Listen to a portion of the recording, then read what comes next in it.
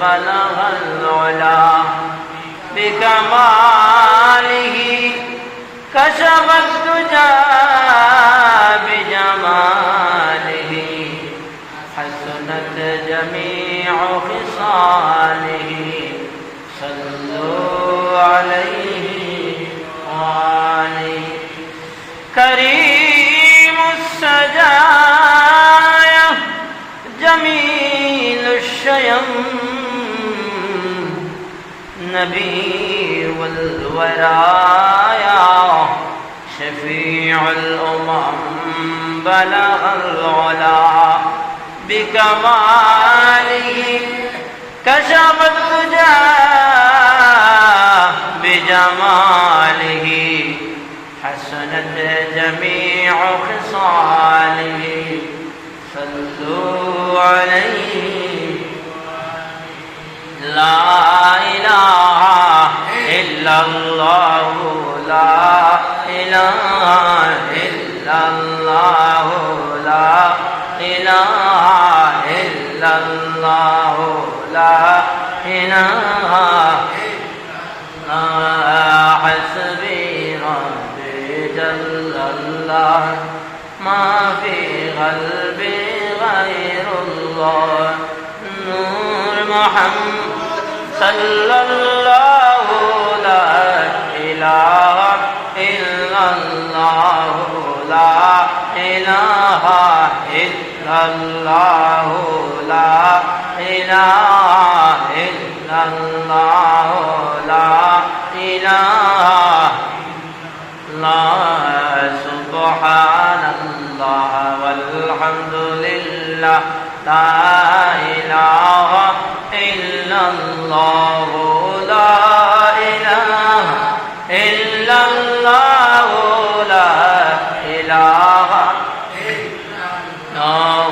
لا إله إلا الله لا إله إلا الله لا إله إلا الله لا إله إلا الله محمد رسول الله محمد يا رسول الله محمد يا رسول الله شفاعتك دين الله محمد يا رسول الله محمد يا رسول الله محمد يا حبيب الله شفاعتك دين الله محمد يا رسول الله الحمد لله আল্লাহ পাক পরবর্তীকারে আলমের দরবারে আমরা হাজারবার শুকরিয়া আদায় করতেছি। আল্লাহ তাআলা এত গরমের একটা মৌসুমে বিভিন্ন কাজ কাম থেকে আল্লাহ তাআলা আমরা মুক্ত করিয়া ব্যস্ততা থেকে আমরা মুক্ত করিয়া আল্লাহর কোরআন আমরা এই মুবারকময় একটা মাস মুবারকময় একটা দিনও আসার এখন বসা আর আমি গুনাহগারতে কোরআন হাদিসের আলোকে কথা কোয়ার তৌফিক দান করছেন এর লগে আমরা শুকরিয়া আদায় করি হই আলহামদুলিল্লাহ আলহামদুলিল্লাহ আলহামদুলিল্লাহ শুকরিয়া আদায় করতেছি আলহামদুলিল্লাহ। এই যেটা আদায় করার শুকরিয়া আদায় করার সুযোগ পেয়েছি এটাও আল্লাহর তৌফিক মেহেরবানি। দেখো আল্লাহর নাম লইতে আল্লাহ রসুলের নাম লইয়া জিকির করতে কত না বালা লাগে। এই বালা লাগাই খান যদি আল্লাহ তৌফিক না দেন তাহলে আপনি পারতেন না। তৌফিক সম্পর্কে এই যে মিলাদুন নবীর দিন রাত্রে পুরা আমি কইছিলাম আজকে আমরা বিষয়ভিত্তিক আলোচনা করব। সেই দিন পাওয়া গেছে না সময়ের স্বল্পতায় আজকে শুক্রবার সময় যতটুকু কোলাইব ইনশাআল্লাহ হওয়ার চেষ্টা করব। আমার গত সপ্তাহের আলোচনার বিষয়বস্তু আছিল মিলাদ সম্পর্কে, আল্লাহ রসুলের জন্ম আবির্ভাব এই বিষয়ের উপরে যতটুকু সম্ভব হয়েছি। এই সপ্তাহ যদি মিলাদ সম্পর্কে আল্লাহ রসুলের জন্ম নিয়ে আলোচনা করি তাহলে আলোচনা করতেও থাকব, কিন্তু আল্লাহ রসুলের জন্মের অলৌকিক ঘটনাগুলা মুজিজাগুলা হওয়া শেষ হইত না। এর লগিয়া আমরা আরও কিছু বিষয় আলোচনার আছে, জানার আছে। এই জন্যে আমি আজকে যে আলোচনা করবো এটা আজকের বিষয়বস্তুটা আল্লাহ রসুল সাল্লাল্লাহু আলাইহি ওয়াসাল্লামের সিরাত সম্পর্কে, সিরাতুন নবী সাল্লাল্লাহু আলাইহি ওয়াসাল্লাম এই সম্পর্কে, সিরাত সম্পর্কে যে আলোচনা করব, সিরাত সেটা কি আর মিলাদ এটা কি, আগে এই সম্পর্কে আমরা কিন্তু বোঝার দরকার। সিরাত আসলে কিতাব আর মিলাদ কিতাব। আসলে যদি আমরা সব বিষয়গুলো আলোচনা করি, একটা জিনিস আমরা সাব্যস্ত করি বুঝতে যাই, তাহলে দেখা যাইব আসলে সিরাত আর মিলাদ দুইটা কোনো আলাদা জিনিস না। মিলাদ এটাও সিরাত, আর সিরাতের মধ্যেও আছে মিলাদ, অর্থাৎ আল্লাহ রসুলের জীবন আদর্শ। সিরত মানে কিতাব, জীবনের কাহিনী বিষয়গুলা। সিরতুল্লাহকে আরেকটা দেখা সুরত, একই শব্দ। সুরত মানে গঠন আকৃতি। আল্লাহ রসুল কিলা আসলা, তার 8 কিলা, 12 কিলা, 100 কিলা, মাথা কিলা, এই অঙ্গ প্রত্যঙ্গগুলা এগুলো সুরত হয়, গঠন আকৃতি। সিরাত আল্লাহ রসুলের জীবনের মাঝে কিতা বালা বুড়া আদর্শ আছেন ওগুলা। বুড়া তো কোনো নাই, আল্লাহ রসুল্লাহ জিন্দগি তো কোনো ভুল ভ্রান্তি নাই। আল্লাহ রসুলের মধ্যে কোনো গুণা সংঘটিত হয় না, শয়তানে ধোঁকা দিতে পারে না। এমনকি আল্লাহ রসুলের শরীরের মধ্যে একটা মশা মাছি বড় হারাম আছে। যত অলিক বস্তু তোমার আয়োজন হলো শরীর ওদের মশা মাছি বইছে না, কিনা কোনো ভিড় দেখা গেছে না। কিন্তু আল্লাহ রসুলের বেলায় ভিন্ন। আল্লাহ রসুলের শরীরের মধ্যে মশা মাছি পোকামাকড় এগুলা বসাও হারাম আছে। আল্লাহ রসুল কতটুকু গুণা থেকে পাক পবিত্র মুক্ত আসলা। এই নবীজির জীবন আদর্শ এখন বালা হইব না ভাদ হইব? বালা হইব। আল্লাহ রসুলের জীবনী নিয়ে আলোচনা করা। আল্লাহ রসুলের আমি যে বলছি মিলাদ আর সিরাত এটা আলাদা কথা নাই। গত সপ্তাহে যে আমি আলোচনা করলাম মিলাদ সম্পর্কে, এই মিলাদ জন্ম এটা কিন্তু আল্লাহ রসুলের জীবনের মাঝে হামায় না। জন্ম তো কি নিয়ে আলোচনা করলে মৌত পর্যন্ত এটা আল্লাহ রসুলের জীবনের ভিতরে, জীবনের কাহিনীর ভিতরে হামায় না। যেহেতু জীবনের কাহিনীর ভিতরে হামাই যায়, সারাটা জিন্দগির হয় সিরাত। আল্লাহ রসুলের সারা জিন্দগির জীবন আদর্শে হয় এটা সিরাত। এই জন্য মিলাদ যে শব্দ যেটা এটা সিরতের ভিতরেই ঢুকি যায়।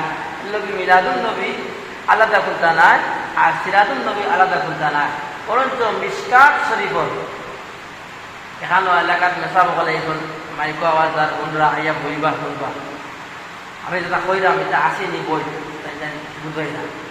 মিশকাত শরীফ একটা কিতাব, এটা আলাদা কোনো কিতাব না। এটা 86 তার যে কিতাব, যে বুখারী, মুসলিম, তিরমিজি, আবু দাউদ, ইবনে মাজাহ, নাসাই, এই যে বড় বড় 6টা কিতাব হাদিস, এই 6টা কিতাব তো গিয়া 86 তার যে মুত্তাফাকুন আলাইহি, বেশিরভাগ মুত্তাফাকুন আলাইহি, বিশেষ করে 3টা কিতাবের হাদিসে মুত্তাফাকুন আলাইহি হয়। এই মুত্তাফাকুন আলাইহির যে হাদিস যেগুলা বালা বালা গুরুত্বপূর্ণ হাদিস যেগুলা, ওগুলার বাছাই করিয়া নিয়ে একটা কিতাব লেখা হয়েছে। ও কিতাবের নাম হইল মিশকাত শরীফ। ও মিশকাত শরীফের মধ্যে একটা অধ্যায় আছে, 2-3টা মতো অধ্যায় আছে। তো একটা অধ্যায়ের নাম হইল বাবে হায়াতুন নবী ফি ওয়ালাদাতুন নবী সাল্লাল্লাহু আলাইহি ওয়াসাল্লাম। একটা চ্যাপ্টার বা একটা অধ্যায়ের নাম। এই চ্যাপ্টার ওই বিষয়ে খালি আল্লাহ রসুলের জন্ম নিয়া, মিলাদ নিয়া, ওয়ালাদুন শব্দটা হলো জন্ম নিয়ে আলোচনা হয়েছে। কিলা আল্লাহ রসুল দুনিয়াত আইলা, আবার কারণে দুনিয়ার কিতা কিতা পরিবর্তন ঘটছে, কিলা বোঝা গেল যে এখন অলৌকিক করোনা করে এখন মহামানব সব আইতেছেন। এটা বোঝা গেছে কিছু অলৌকিক করোনার দ্বারা আমরা গত সপ্তাহে হয়েছিলাম। এটা এখন ওয়ালাদাতুন নবী সাল্লাল্লাহু আলাইহি ওয়াসাল্লাম শুধু জন্ম বিষয়ের উপরে একটা অধ্যায় আছে, বিরাট লম্বা অধ্যায়, অনেক হাদিসগুলো হয়েছে।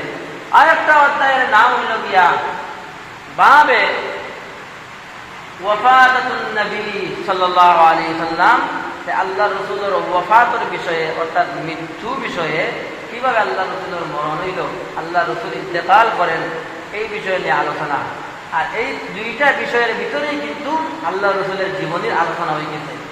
জন্ম এবং মৃত্যু এই 2 সময়ের ভিতরে তা থাকে, মানুষের জীবনী থাকে। এই জন্য আল্লাহ রসুলের মিলাদ মানে সেটা আলাদা কোনো বিষয় নয়, সিরাত সেটাও আলাদা কোনো বিষয় নয়। দুটোটারে একসাথে সামঞ্জস্য করলে একটা বিষয়ে দাঁড়ায়। সেই বিষয়ের নাম হলো আল্লাহ রসুলের জীবনী, জীবন আদর্শ। এই সম্পর্কে আমরা আজকে আলোচনা করব। তাহলে আজকে আলোচনার বিষয়বস্তু থাকবে সিরাতুন নবী সাল্লাল্লাহু আলাইহি ওয়াসাল্লাম, আল্লাহর রাসূলের জীবন আদর্শ, আল্লাহর রাসূলের জীবনের মধ্যে যা হয়েছিল, আল্লাহর রাসূলের জীবনের মধ্যে জীবনের আলোচনা করতে গিয়ে আরেকটা অধ্যায়ের নাম হলো ফি আল-বাবে ফি সুরাতিন নবী। সিরাত একটা সুরত, আর একটা সিরাতের ভিতরেই হয়েছে সুরত। সিরাতের ভিতরেই আছে মিলাদ, ওয়ালাদ। সিরাতের ভিতরে ওয়ালাদ মানে জন্ম, সিরাতের ভিতরে আছে সুরত মানে ঘটনাকৃতি, সিরাতের ভিতরেই রয়েছে জীবনের কাহিনীগুলা। এই জন্য আল্লাহ রাসূলের ঘটনাকৃতি নিয়েও আলোচনা করা হয়েছে। সামাইলে তিরমিজি মহাগ্রন্থ বড় একটি হাদিসের কিতাব, আল্লামা তিরমিজি রাহমাতুল্লাহি আলাইহি আল্লাহর রাসূলের ঘটনাকৃতি নিয়ে আলোচনা করেছেন। আল্লাহর রাসূলের চক্ষু মুবারক কেমন ছিল, আল্লাহর রাসূলের চক্ষুর ব্রু মুবারক কেমন ছিল, আল্লাহর রাসূলের কপাল মুবারক কেমন ছিল, শরীরের চামড়ার কালার কেমন ছিল, চুলগুলা কেমন ছিল, হাত কেমন ছিল, কতটুকু তিনি লম্বা হাইট ছিলেন, কতটুকু তিনি খাটো ছিলেন, ওনার অঙ্গ প্রত্যঙ্গর বিস্তারিত আলোচনাগুলা সামাইলে তিরমিজি নামক একটি কিতাবের মধ্যে আল্লামা তিরমিজি রাহমাতুল্লাহ আলাইহি আলোচনা করেছেন। এই সম্পর্কে আমি গত এক সপ্তাহের আগেও একবার আলোচনা করেছিলাম। এই সব বিষয়গুলো যদি একসাথে জমাইত করা হয় তাহলে একটি বিষয়ে দাঁড়ায়, সেই বিষয়ের নাম হলো আল্লাহর রাসূলের জীবনী, আল্লাহর রাসূলের জীবন আদর্শ। এটাকেই বলা হয় কি সিরাতুন নবী সাল্লাল্লাহু আলাইহি সাল্লাম। এখন এখানে একটা দ্বন্দ্ব, সিরাতুন নবী আর মিলাদুন নবী না, এটা একটা বেহুদা জিনিস। মানুষ বেশি আবেগ আপ্লুত হইয়া এমন কথা হয় যে কথার কারণে তার ইমান নষ্ট হয়ে যায়। অতি ভক্তি সুরল লক্ষ্য হয় না, বেশ ভক্তি করা ঠিক নাই। যেমন যারা সিরাতুন নবী পালন করেন তারা ওর স্লোগান দেয় কিতা, সিরাতুন নবীর আঁকলে ধরো, মিলাদুন নবীর লাথি মারো, নাউজুবিল্লাহ। আর যারা মিলাদুন নবী পালন করেন তারা বলেন মিলাদুন নবীর আঁকলে ধরো, সিরাতুন নবীর আঁকলে ধরো, নাউজুবিল্লাহ। মিলাদুন নবীর আঁকলে ধরো, সিরাতুন নবীর লাথি মারো, নাউজুবিল্লাহ। কইল কিতা অত সময় দেখান বুঝাইল কিতা বুঝলা, সিরাত মানে নবীর জীবন আদর্শ, যেটা তো আমরা করলাম ইবাদত আল্লাহ রাসূলের জীবন থেকে আমরা পাইছি। তখন যদি মিলাদ রে আল্লাহ রাসূলের জীবন জন্মর কাল ওখানে ধরিয়ে রাখি, ওখানে ইতিহাস শুনি, আর সিরত রে আমরা লাথি মারি দেই, সারা জিন্দেগির নবীজির আমলটা লাথি মারি দিলাম, হারে লাথি মারইল, নবীর লাথি মারইল, এর মানে তুমি যা আমল করাইলে পাইলে হান থেকে তোমার আমলে তুমি লাথি মারলাই, এটা কি হইল? ইমান গেল না নি? আর সিরাতুন নবীর যে আঁকড়িয়ে ধরো বালা কথা, যদি মিলাদুন নবীর লাথি মারলাম আর একটা আপনি গুনাহ করলাম, আর একটা অপরাধ করলাম। কারণ যদি জন্ম নবীদের না হয়, দুনিয়ার আবির্ভাব না হয়, সিরতাই তখন তো কি এর কি আল্লাহ রসুলের জন্মরে নিয়া মিলাদরে নিয়া কটাক্ষ করা যাইত না। তাহলে মিলাদুন নবী সিরাতুন নবী দুটোটাও কিতা আল্লাহ রসুলের জীবনের কাহিনী। আমরা আজকে এই বিষয়ে আলোচনা করবো, জন্ম বিষয়ে কথা আলোচনা করছি। আল্লাহ তাআলা আমরা ভুল ভ্রান্তিত কিয়া বাঁচিয়া সঠিক পথে চলার তৌফিক দান ফরমাও। আল্লাহ রাসূল সাল্লাল্লাহু আলাইহি ওয়াসাল্লামের জীবন আদর্শ নিয়ে একটি কিতাব লেখা হয়েছে, যার কিতাবের নাম হলো আল বিদায়া ওয়ান নিহায়া। এই কিতাবের মধ্যে আল্লাহ রাসূলের জন্ম নিয়ে বেশি আলোচনা করা হয়েছে। ঠিক তেমনি আরেকটি কিতাব ইরশাদুল কারি ফি সহিহিল বুখারী, বুখারী শরীফের ব্যাখ্যার মধ্যে আল্লামা মুফতি রশিদ আহমদ সাহেব রাহমাতুল্লাহি আলাইহি এই কিতাব লিখেন এবং আল্লাহর রাসূলের জীবনী নিয়ে আলোচনা করেন। আলোচনা করতে গিয়ে একটি হাদিসের মধ্যে হযরতে আয়েশা রাদিয়াল্লাহু তাআলা আনহা একটি হাদিস ব্যাখ্যা করেন। আয়েশা রাদিয়াল্লাহু তাআলা আনহা বলেন, লানা শামসুন ওয়াল আফাক শামসুন। লম্বা হাদিস। আল্লাহর রাসূলের মায়াবী স্ত্রী, সবচেয়ে আদরের স্ত্রী হযরতে মা আয়েশা রাদিয়াল্লাহু তাআলা আনহা, তিনি বলেন, আমার নবী আল্লাহর রাসূল সাল্লাল্লাহু আলাইহি ওয়াসাল্লাম এমন একজন আমার স্বামী ছিলেন, আল্লাহর নবী ছিলেন, যার চেহারাগুলো এত সুন্দর, যার প্রমাণ হলো যখন রাত্রিবেলা সব মানুষের চন্দ্রটা উদিত হয়ে পুরো উদ্দিত হয় আকাশে, সারা পৃথিবীর মানুষের জন্য রাত্রিবেলার চন্দ্র উদিত হয়, পৃথিবীকে একটা হালকাভাবে আলোকিত করে, একটা মলিন মলিন একটা হালকা একটা হাওয়া, এটা শরীরের মধ্যে মানুষের ঘুমের মধ্যে একটা ভালো আলো অথবা আরামদায়ক একটি আলো রাত্রিবেলা ডিম লাইটের মতো চন্দ্র উদিত হয়, একটি আলো দিয়ে থাকে। ঠিক তেমনি আমি আয়েশার ঘরেও একটি চাঁদ উদিত হয়। প্রতিদিন এশার নামাজের পরে আল্লাহর রাসূল সাল্লাল্লাহু আলাইহি ওয়াসাল্লাম আমার ঘরের মধ্যে যখন আগমন করেন, তখন সাথে সাথে আল্লাহর রাসূলের চেহারার নূরের আলোর কারণে আমি আয়েশার ঘর এমন আলোকিত হয়ে যায়। পৃথিবীর যে চাঁদ আছে, চাঁদের চেয়েতেও আরো বেশি উদিত, বেশি আলোকিত হয়। যে এমন আলো আল্লাহর রাসূলের চেহারার নূরের আলোর কারণে। আমি আয়েশা যদি কোনো কাপড়কে সেলাই করতে যাই, সেলাই করতে গিয়ে যদি সুইয়ের ধোকা দিয়ে আমাকে সুতা ঢুকাইতে হয়, আল্লাহর রাসূলের চেহারার নূরের আলোর এত পাওয়ার, যে আলোর সামনে আমি দাঁড়িয়ে সুইয়ের ধোকা দিয়ে আমি সুতা ঢুকাইতে পারি, এক প্রান্ত দিয়ে আরেক প্রান্তে নিতে পারি, এত বেশি আলোকিত হয় আমি আয়েশার ঘর। তাহলে বোঝা গেল আল্লাহর রাসূলের চেহারার মধ্যে আলাদা একটা নূর আছে, যে নূরের আলো এত বেশি। আল্লাহর রাসূলের চেহারার নূরের আলো সম্পর্কে আরো হাদিসের মধ্যে বলা হয়েছে, কাফির মুশরিকরা তারা বলল, যখন মানুষ হজ করতে আসে, তখনকার যুগের হজ, এটা অনেক লম্বা কথা না, তখন মানুষ যখন হজে আসতো, তখনকার সংস্কৃতি ছিল তারা উলঙ্গ হয়ে মক্কা শরীফ তারা তোয়াফ করত। তাদের একটা আকীদা ছিল, আবু জাহেল, উতবা, সাইবারা, আবু সুফিয়ান, তারা এই আইনটা করছে যে যেই কাপড় দিয়া তুমি তোমার স্ত্রীর সাথে যৌন সঙ্গম করো এবং তোমরা জিনা করো, তখনকার যুগে জিনা এগুলো একটু বেশি আছে। সেই যুগের নাম ছিল আইয়ামে জাহিলিয়াত। যে কাপড় অঙ্কের মধ্যে লাগাইয়া শরীরে তারা অবস্থায় তোমরা জিনা করো, ওই কাপড় নিয়ে আল্লাহর ঘর তোমার তোয়াফ যদি করো, এতে তোমরা গুনাহ হইব, অপরাধ হইব। এর কারণে এই কাপড় নিয়ে তোমরা আল্লাহর ঘর তোয়াফ করিও না, এটা করো, কাপড়টা খুলিয়া বানাইলাও, উলঙ্গ হইয়া তোমরা আল্লাহর ঘর তোয়াফ করবো। নাউযুবিল্লাহ। এটা হইল গিয়া বাইরে ফিটপাট ভিতরে সদরঘাট, তার মতলব হারাম। এটা যদি হইয়া থাকে এই কাপড় দ্বারা তুমি গুনাহ করছো, জিনা করছো, কাপড় খুলিয়ে দেয়, আমার যুক্তি থাকবো যে অঙ্গ দ্বারা তুমি গুনাহ করছো, অঙ্গটা কাটিয়ে ফেলাইলাম, যুক্তি তো হলো আমার কথা আছে। যাই হোক, এটা অন্য আলোচনা। কাফির হলোর তারা এটা মতবাদ আছে। মানুষেরা যখন তখনকার যুগে হজ করতে আসতো, তখন আল্লাহর রাসূল সাল্লাল্লাহু আলাইহি ওয়াসাল্লাম নবুয়ত প্রাপ্ত হয়ে দাওয়াত দিতেছেন। আল্লাহর রাসূল 40 বছর বয়সে পদার্পণ করেছেন। আল্লাহর রাসূল দিনের দাওয়াত দিতেছেন। দাওয়াত দেওয়ার কারণে যে নবী, তাদের চোখে কাফির মুশরিক, উতবা, সাইবা, আবু জাহেল, আবু সুফিয়ান, তাদের চোখে কারো চোখে ভাতিজা, কারো চাচা, কারো নিকটাত্মীয় এবং মায়ের পাত্র একজন যুবক, সুদর্শন একজন যুবক, ভালো চরিত্রের অধিকারী, এমন ভালো চরিত্র, এমন চরিত্র দেখে তারা বলেছিল এই ব্যক্তি, সে আমাদের কাছে আল আমিন, সত্যবাদী ব্যক্তি। আল আমিন তারা উপাধি দিয়েছিল।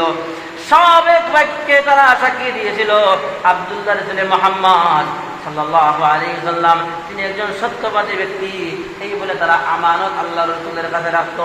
এত ভালো একজন মানুষ, যখন তিনি